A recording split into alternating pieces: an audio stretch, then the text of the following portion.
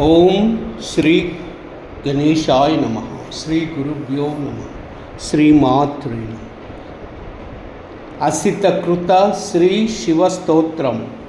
असित उवाच जगद्गुरो नमस्तुभ्यं शिवाय शिवधाय च योगीन्द्राणां च योगीन्द्र गुरूणां गुरवे नमः।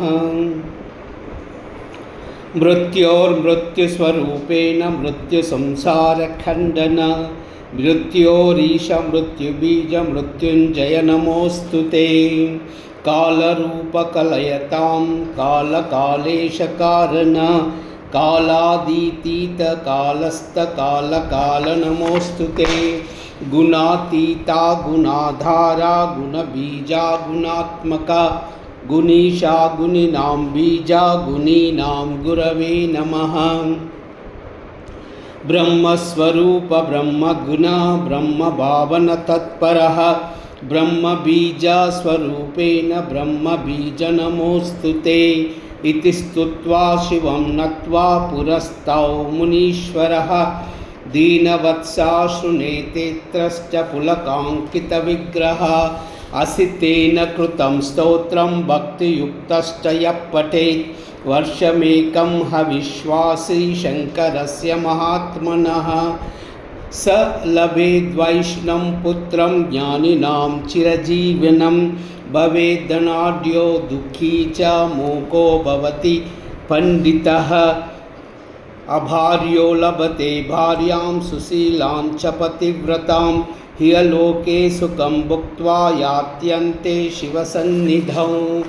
इदं स्तोत्रं पुरा दत्ता ब्रह्मणा च प्रतीशसे प्रचेता सा स्वपुत्राय असिताय दत्तमुत्तमम्।